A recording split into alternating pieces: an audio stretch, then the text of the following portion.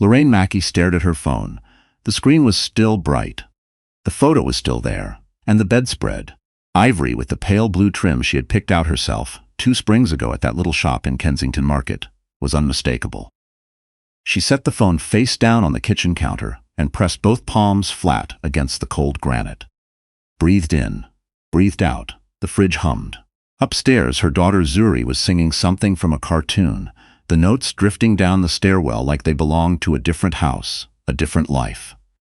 In the next room, her son Micah was building something with wooden blocks, narrating quietly to himself the way 7-year-olds do, half in this world and half in the one they are constructing. She picked the phone back up.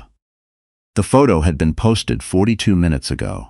A woman, young, late 20s, with box braids and a confident smile aimed straight at the camera, was sitting cross-legged on Lorraine's bed, in Lorraine's bedroom, wearing an oversized shirt that Lorraine recognized because she had ironed it last Tuesday. The caption read, "Sunday mornings hit different when the sheets are Egyptian cotton, not bring not." 38 comments already. A string of fire emojis. Someone had written, "Living your best life, queen." The account name was @KiaraVosTio. Lorraine did not throw the phone. She did not cry. She did not call her husband Dexter, who was supposedly at a weekend conference in Ottawa. Instead, she screenshotted the post, then screenshotted the comments, then screenshotted the profile page of Kiara Voss. 94,000 followers, lifestyle plus wellness, plus unapologetically me. A grid full of curated bright yoga and motivational quotes over blurred cityscapes. Then she closed the app, walked into the living room, sat on the floor beside Micah, and helped him build a castle. "This one needs a moat. Every castle does," Lorraine agreed. She spent the rest of the afternoon in a state of surgical calm that surprised even her. She gave the kids dinner, macaroni with the good cheddar, broccoli on the side, because Zuri would eat it and Micah would negotiate. She read them both a story at bedtime, tucking Zuri in first, because she was older and would stay put, then sitting with Micah until his breathing slowed and his hand went limp around the stuffed otter he refused to sleep without. When the house was quiet, Lorraine sat at the dining table with her laptop and began to work. She had built a career in public relations. 15 years at one of Toronto's most respected agencies, then 5 years running her own boutique firm. She understood media, she understood messaging, understood timing, and she understood with perfect clarity that the worst thing she could do right now was react. So she researched. Kiara Voss was a mid-tier influencer based in Toronto. Brand partnerships with a skincare line, a meal kit delivery service, and a boutique fitness studio in Yorkville. She posted 3 to 4 times per week, mostly curated lifestyle content, the kind of aspirational softness that played well with women aged 20 to 35. Her engagement rate was decent, but not exceptional. She had recently been featured in a Toronto Creators to Watch roundup from a local magazine. Dexter Mackey, her husband of 13 years, co-founder of a commercial real estate development firm with 2 partners, respected in the industry, coached Micah's soccer team on Saturday mornings, had a handshake that people remembered, had told her 3 hours before she found the photo that the Ottawa conference would probably run late and he might not be home until Monday. Lorraine closed the laptop at 1:47 a.m. She did not sleep, but she lay in bed, those ivory sheets with the pale blue trim, and stared at the ceiling and let herself feel it, all of it. The fury, white and clean, the humiliation, heavy as wet wool, the grief, quiet and enormous, for the version of her life she had believed in until 4:16 that afternoon. By morning, she had a plan. The first call she made on Monday was to her lawyer, Priya Chandrasekaran, who handled business contracts but knew every family attorney in the city. The second call was to a forensic accountant named Howard Fung, whom Priya recommended with the words, "thorough, discreet, and completely humorless, which is exactly what you want." The third call was to her assistant at the firm, Bia, to whom she said only, "Clear my Tuesday." Something personal. She did not confront Dexter when he came home Monday evening, smelling of airport, coffee, and guilt he didn't know she could smell. She kissed him on the cheek. She asked about the conference. She listened to him describe a panel on mixed-use zoning that may or may not have actually happened. She watched Micah run to him and wrap both arms around his leg, and she watched Dexter lift the boy onto his hip with the easy strength of a father who still showed up at least physically, and she noted the way Zuri hung back a half step, watching her parents with those careful 10-year-old eyes that missed nothing. "Everything okay, Mom?" Zuri asked later, while Lorraine braided her hair before bed. "Everything's fine, baby. You're braiding tighter than usual." Lorraine loosened her hands. "Sorry, just thinking." "About what?" "About how much I love this house," Lorraine said, which was not a lie. Over the next 3 weeks, Lorraine moved with the patience of someone who understood that the best campaigns are never rushed. Howard Fung's forensic audit revealed what she had suspected. Dexter had been funneling personal expenses through a secondary credit card linked to his business account. Dinners at Canoe and Alo, a weekend at the Fairmont in Mont Tremblant, a necklace from a jeweler on Bloor Street that Lorraine had never seen and certainly never worn. The total over 7 months came to just under $41,000. Not enough to bankrupt them, but enough to matter and more than enough to document. Meanwhile, Kiara Voss kept posting. A coffee cup on a familiar-looking balcony. A story about finding peace in unexpected places with a geotag that, if you knew the neighborhood, pointed directly at Lorraine's house. A reel of her dancing in a kitchen, not Lorraine's kitchen, mercifully. But the audacity of the performance was the same. She was not hiding. She was showcasing. Every post was a small, glittering provocation, aimed at an audience that didn't know it was watching a woman dismantle someone else's marriage in real time. Lorraine watched it all, screenshotted it all, said nothing. The hardest part was the children. She could compartmentalize with surgical discipline when it came to Dexter, sitting across from him at dinner, passing him the salt, discussing Micah's parent-teacher conference, and Zuri's upcoming science fair with the same steady voice she used in client meetings. But the children lived in the truth of the house, even if they didn't have words for it. Micah became clingier, following Lorraine from room to room. Zuri grew quieter, spending longer in her room with headphones on, drawing in her sketchbook with the concentration of someone building a world she could control. Lorraine noticed. She adjusted. She took Micah on extra trips to the park, just the two of them, letting him talk about dinosaurs and hockey cards and whatever else surfaced. She sat with Zuri at the kitchen table on Saturday mornings and drew alongside her. Badly, but present. She asked their school counselor discreetly about age-appropriate ways to support children through family stress, without specifying the nature of the stress. She was not going to let them vanish from this story. They were the center of it. Week 4. Kiara Voss announced, on Instagram, naturally, that she had landed a featured Billboard campaign with a wellness brand called Luma Glow. The billboard would go up at Yonge and Dundas, one of the most trafficked intersections in the city. The post included a behind-the-scenes photo of the shoot. Kiara in a white robe, glowing skin, soft light, serenity manufactured down to the last pixel. The caption, "Dreams don't have ceilings. So grateful. More soon." Lorraine read it twice. Then she smiled for the first time in a month. She made one phone call, then 2, then several more. Being in PR meant knowing things. Who sold ad space, who managed outdoor media buys, who owed favors, who could expedite a booking when the budget was right. The Yonge Dundas digital boards rotated through multiple advertisers. Buying a slot adjacent to Kiara's Luma Glow billboard was not complicated. It was not even particularly expensive, relative to the satisfaction it would purchase. Lorraine designed the ad herself. She kept it clean. Black background, white text. 3 words in a font so stark it could cut glass. Cheated here. Below the text, in smaller type, the address of Lorraine's own home, same one Kiara had geotagged, the same one visible in the background of half a dozen posts. No names, no photos, no accusations that could trigger a defamation claim. Just 3 words and an address that anyone following the story. And by now, more people were following than Kiara realized, could connect in seconds.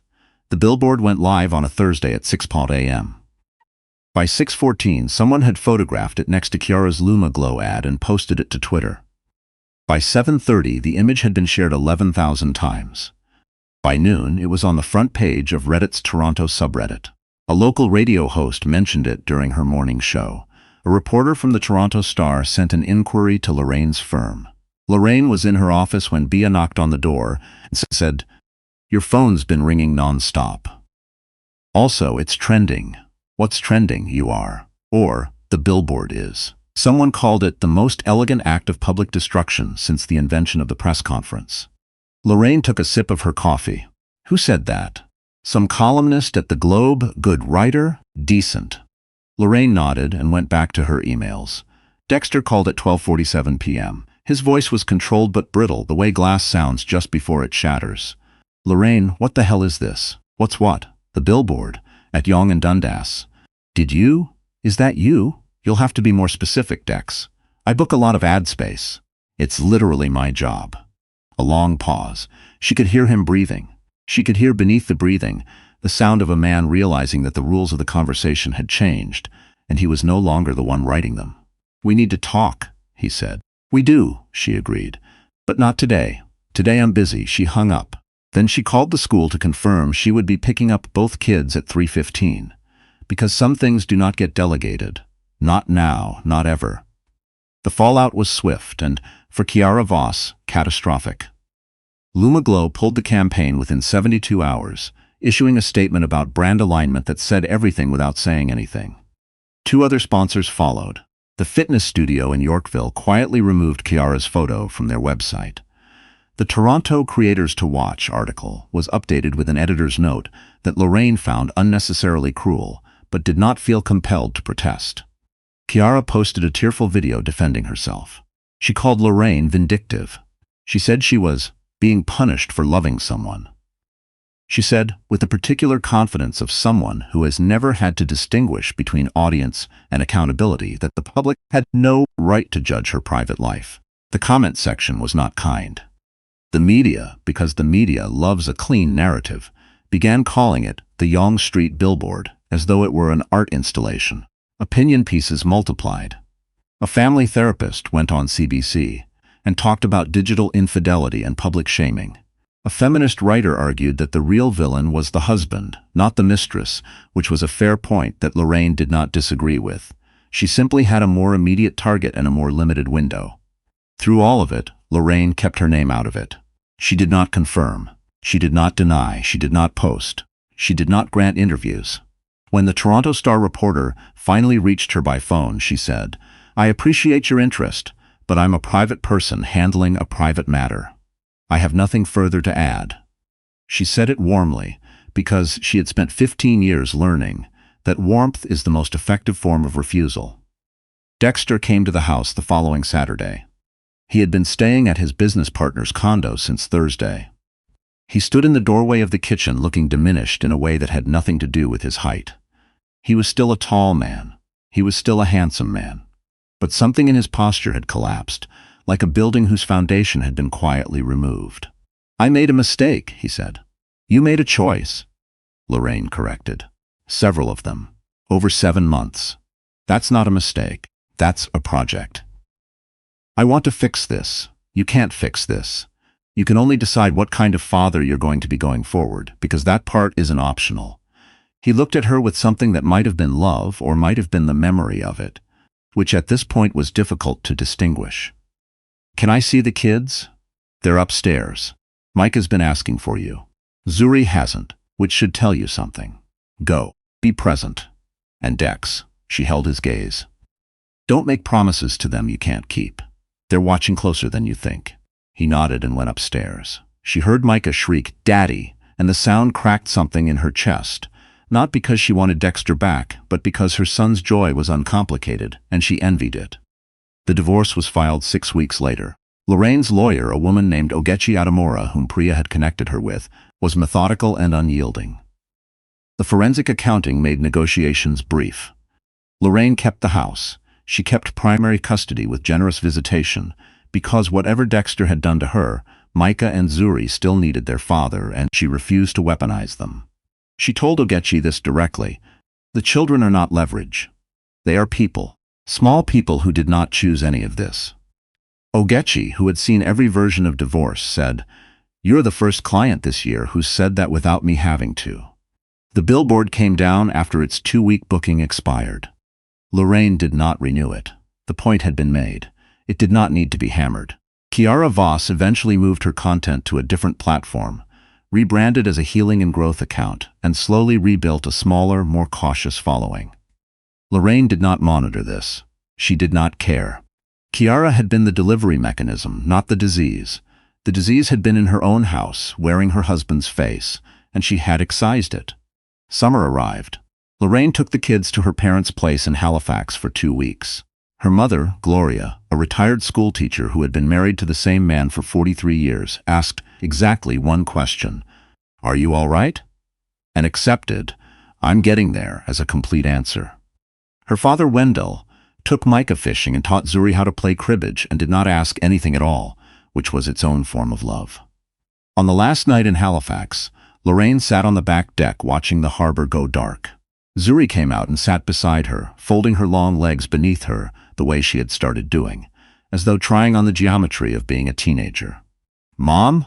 Yeah, baby. That Billboard thing. That was you, wasn't it?" Lorraine considered lying. She considered deflecting. She looked at her daughter's face.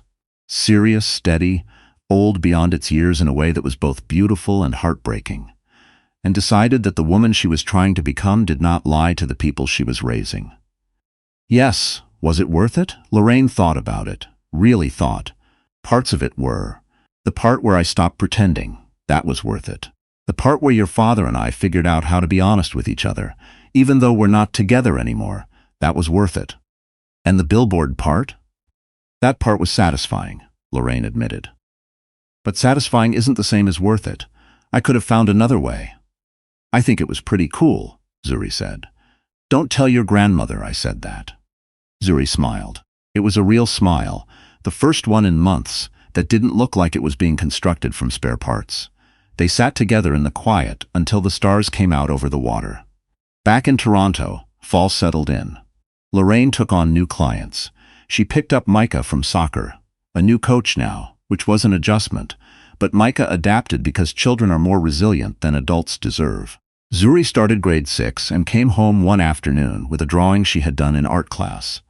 A woman standing in front of a city skyline, arms at her sides, face calm.